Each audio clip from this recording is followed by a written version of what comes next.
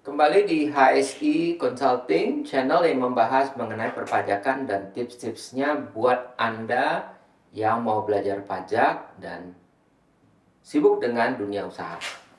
Setelah yang satu ini.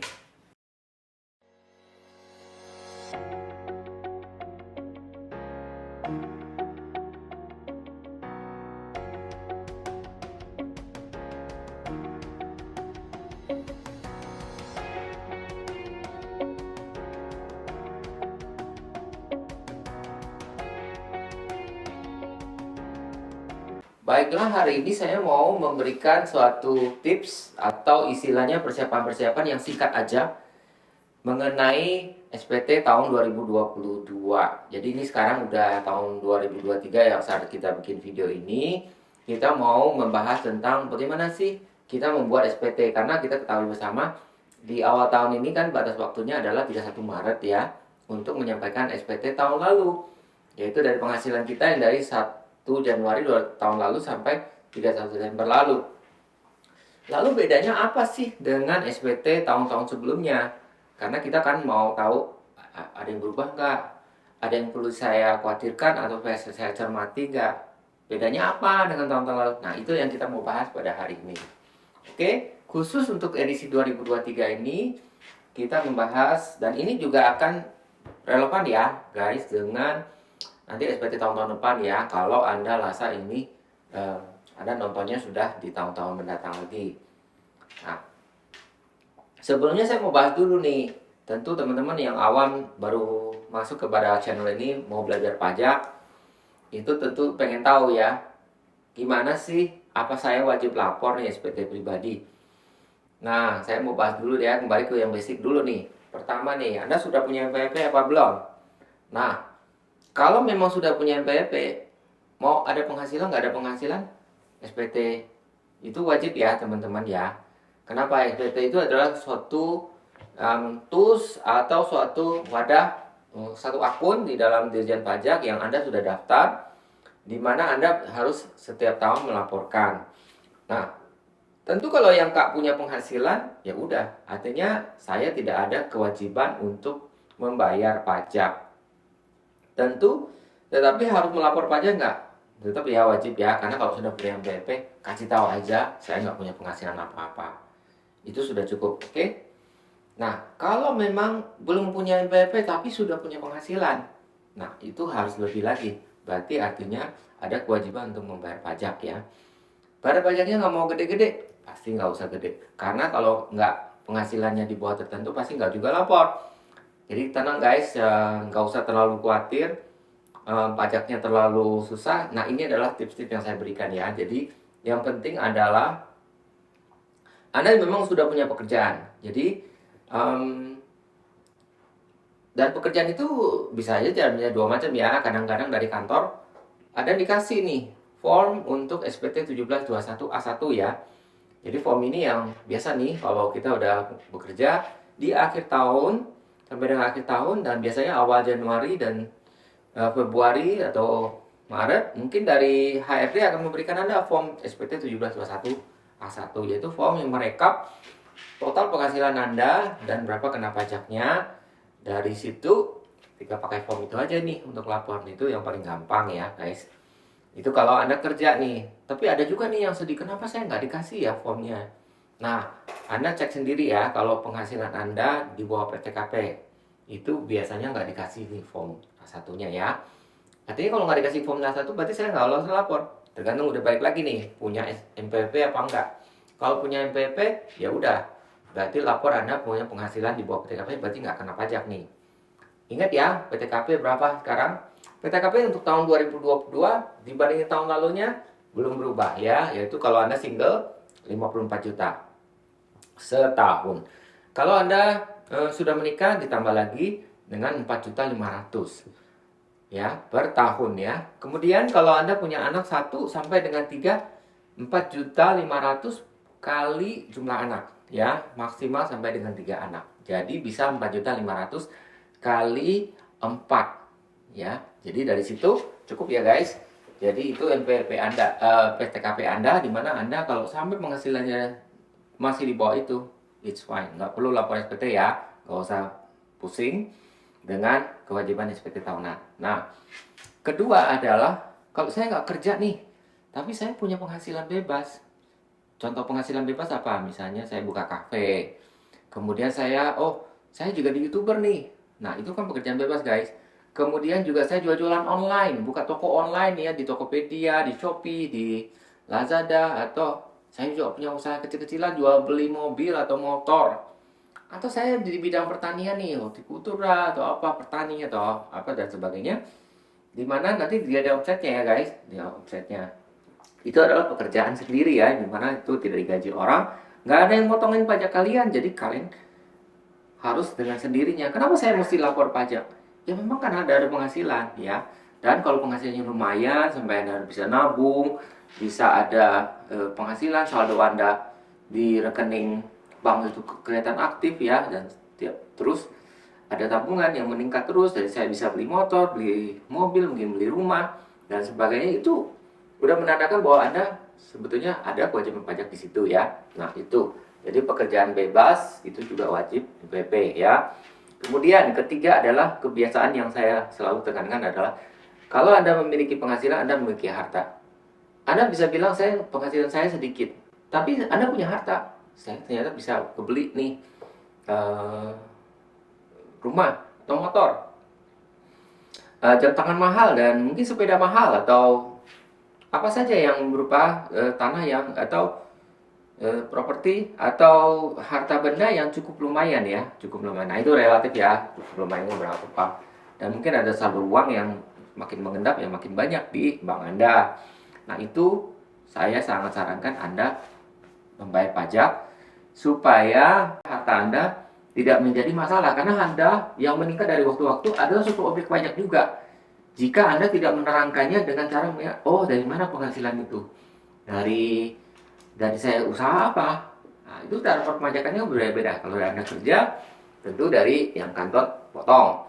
Tapi cara pemajakan untuk penghasilan bebas nanti berbeda lagi. Nah, itu bisa lihat ya guys, di saya punya banyak sekali mungkin podcast saya yang menerangkan mengenai pemajakan dari seorang YouTuber, pemajakan penghasilan bebas lainnya, juga dari form karena pekerjaan atau apapun ya. Jadi Anda bisa nonton yang punya saya atau nonton yang podcast orang lain juga.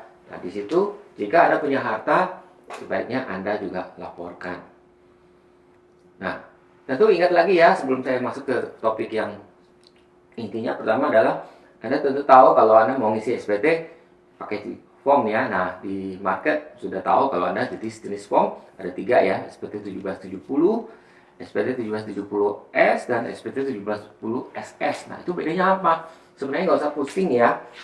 Saya nggak akan terlalu banyak terangin karena kenapa? Karena ini sudah banyak sekali tutorial yang ada di market. Anda bisa, sebenarnya saya termasuk yang mana. Tapi satu hal yang jelas, kalau Anda masuk dengan e-filing ya, Anda punya BP, kemudian daftar di JJP online ya, dia tutorialnya banyak sekali. Nah, itu di situ akan ada muncul satu, Anda mau pakai form yang mana, itu dengan cara yang go through atau melewati kuesioner ya. Sebenarnya yang pertama adalah kalau pekerjaan bebas atau usaha apa? Ya apa tidak? Nah, kalau iya sebenarnya adalah 1770. Terus kalau pekerja tidak menjalankan usaha atau pekerjaan bebas, berarti apa dong? Berarti kemungkinan hanya 1770S atau 1770SS. Nah, SS yang paling simpel ya, karena berarti itu yang penghasilannya di bawah 60 juta per tahun. Oke?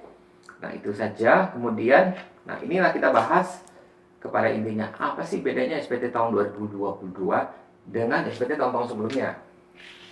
Nah, satu ya, yaitu mengenai tarif pajaknya guys ya. Jadi berdasarkan undang-undang harmonisasi peraturan perpajakan yang ditekan oleh pemerintah sejak akhir tahun 2022 lalu, itu sudah ada maaf ya, undang-undang HPP itu tahun 2021 akhir ya.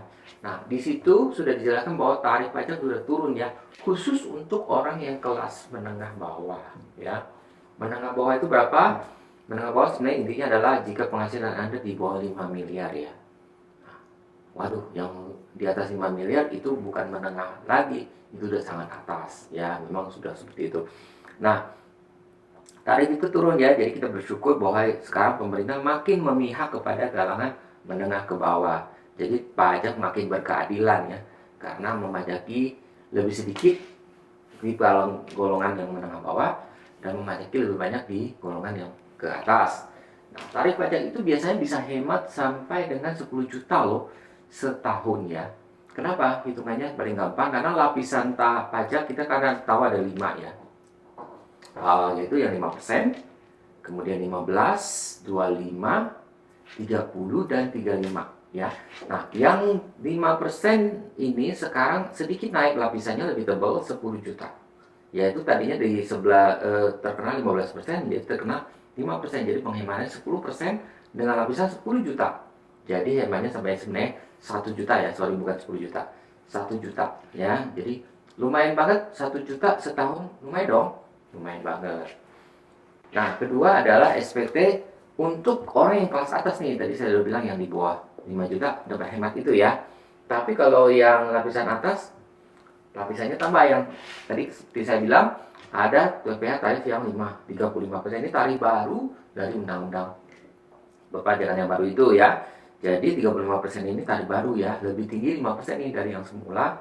Kalau penghasilannya sudah sundul di atas 5 miliar. Jadi mulai di atas 5 miliar akan kena pajak. Nah, ini mungkin orang yang ultra rich lah ya, yang memperoleh penghasilan. Mungkin Crazy Rich mana gitu ya. Saya kira mungkin beberapa YouTuber juga udah penghasilan tidak kurang dari itu. Jadi itu akan menjadi tarif yang lebih tinggi. Nah, tentu itu kembali lagi pada aspek yang berkeadilan bahwa yang lapisan atas akan dikenakan pajak lebih tinggi. Itu bedanya dengan SPT tahun 2001 dan sebelumnya. Dan kemudian beda yang ketiga adalah UMKM mikro tidak akan bayar pajak. Nah, UMKM mikro ini kita tahu ya.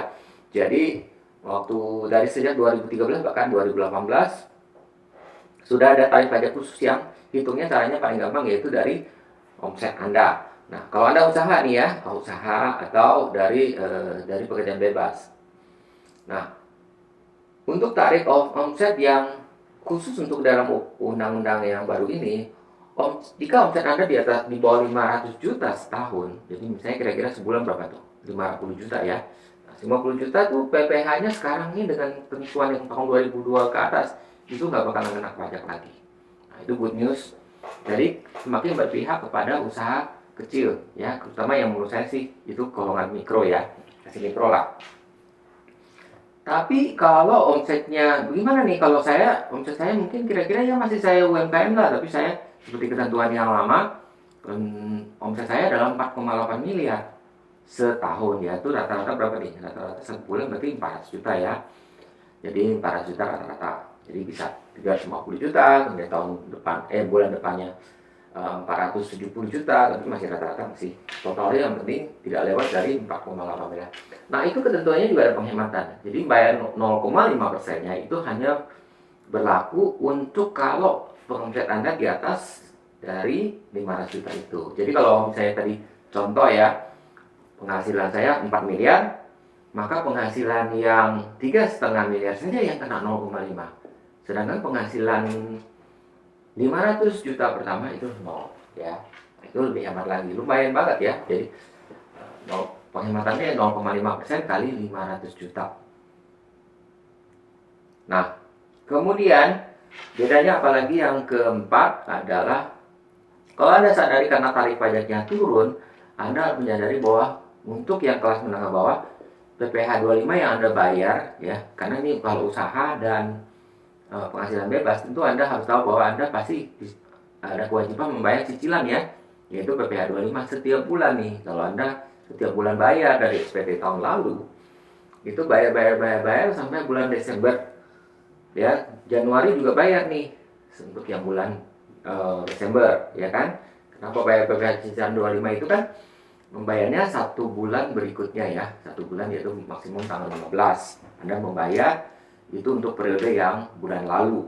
Nah, kalau Anda membayar itu kan dengan asumsi waktu dihitung kan belum keluar undang-undang, belum berlaku nih undang-undang HPP-nya.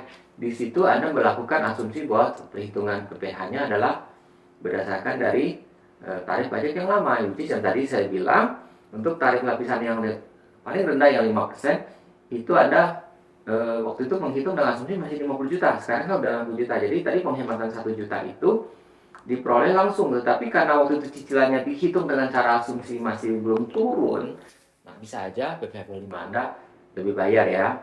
Jadi Anda kemungkinan bisa restitusi ya. Jadi ini pilihannya aja, mau nggak restitusi cuma 1 juta sih. Ada orang melihat, oh, udah nggak mau pusing. Ini asumsi ya, asumsi kalau penghasilan Anda sama ya dengan tahun lalu ya. Saya ngambil gaji dari perusahaan sendiri, saya nggak naikin gaji.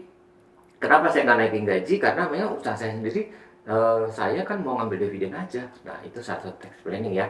Karena jadi bagi guys yang Anda yang punya usaha sendiri, yang terpisah, Anda membuat satu PT atau CV, di mana di situ kemudian saya ambil gaji aja, ya gaji saya tetap terus setiap tahun. Tapi saya nanti kelebihan-kelebihannya saya ngambil dari dividen. Kenapa dividen? Ya dividen itu sekarang udah kena free dari pajak ya. Nah, cuman ada syarat-syaratnya yang udah berlaku. Nah, ini kembali lagi bahwa kalau BPH 25 Anda jadi lebih bayarnya cuma 1 juta, dan Anda bisa pengajuan kelebihan pembayaran untuk dikembalikan secara cash ke Anda dengan cara yang cepat gitu ya. Jadi ada ketentuannya. Nah, kalau Anda mau tahu lebih lanjut nanti saya akan terangkan. Tetapi memang itu bisa, jadi Anda tidak rela mau bayar 1 juta itu. Ada cara lain, ya udah nggak usah pusing, tadi seperti saya bilang, udah relakan aja 1 juta. Jadi kita create aja ya. Jadi ya ini kan boleh dong ya. Jadi apa artinya? Artinya kita membuat data yang tidak benar di dalam SPT? Soalnya tadi pas saya tidak punya penghasilan, tapi saya membuat soal ada penghasilan sehingga menjadi kurang bayar lebih dari 1 juta. Ya it's okay lah, kenapa enggak? Karena kita mau istilahnya legowo ya, itu membayar pajak. Karena ini kan saya anggapnya sumbang ke negara. Boleh-boleh aja seperti itu ya. Jadi saya kira penghasilan apa, nanti saya hitung-hitung pajaknya masih kurang bayar sedikit lagi, jadi saya bayar. Nah itu satu pilihan Anda ya. Jadi Anda boleh bilang 1 juta lumayan, saya mau minta uangnya, atau saya minta saya udah relakan aja, saya ke negara. Jadi itu harus cara ngepasinya adalah yang banyak penghasilan apa gitu. Oke, jadi itu adalah pengaruhnya. Anda jangan kaget. Nah, itu aja yang berubah di SPT 22 ya. Hal-hal lain seperti form masih sama. Ada tips-tips lain, misalnya bagaimana, saya cuma menambahkan bahwa ada ketentuan-ketentuan yang sama dari dulu, jangan lupa ya. Jadi ada tips-tips lain yang pelaporan harta dari podcast saya yang terdahulu yang saya sudah upload dari tahun lalu. Itu cek banget di situ masih berlaku ya, bagaimana melapor harta, kesesuaian nilai kenaikan harta dengan penghasilan yang Anda miliki di tahun 2022. Ya, juga bagaimana penghasilan yang final, misalnya saya sewain rumah, saya dari deposito ada uang, saya waktu itu main saham di BEJ juga dapat profit dan sebagainya, laporkan. Itu merupakan objek-objek yang Anda perlu laporkan untuk merekonsiliasi total penghasilan Anda yang bisa menjalankan kenaikan harta Anda. Jadi jangan hanya penghasilan yang dari gaji saya mau lapor, atau mau dari segala macam penghasilan yang sudah dipotong pajak aja yang mau lapor, yang nggak kena pajak, yang nggak dipotong saya mau diem aja. Nggak usah ya, jangan begitu, karena somehow kita khawatirkan itu tidak bisa menjalankan keseluruhan harta Anda dan saldo di akhir tahun lalu ya. Jangan lupa seperti itu.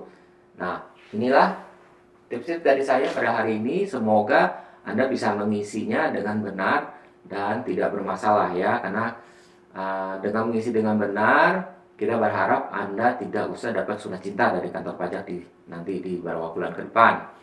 Kemudian juga bahwa Anda bisa tenang bahwa SPT Anda sudah diterima, sehingga Anda bisa nyenyak tidur. Oke, itu saja. Jadi kalau masih yang merasa, penjelasan saya masih ada hal-hal lain yang mau ditanyakan yang lebih spesifik, kondisi saya berbeda, silakan menulis komen di sini atau minta konsultasi. Jika hal-hal yang simple kemudian saya anggap itu representatif terhadap pertanyaan-pertanyaan dari audiens, saya akan coba menjawabnya, atau saya bikin video sendiri terpisah. Ya, demikian. Kalau Anda rasa berguna untuk teman-teman Anda, silakan di forward supaya mereka juga ikut mendapatkan manfaat dari informasi dan tips ini. Sekian dan terima kasih. Nantikan saya lagi di podcast saya yang lainnya. Salam sukses.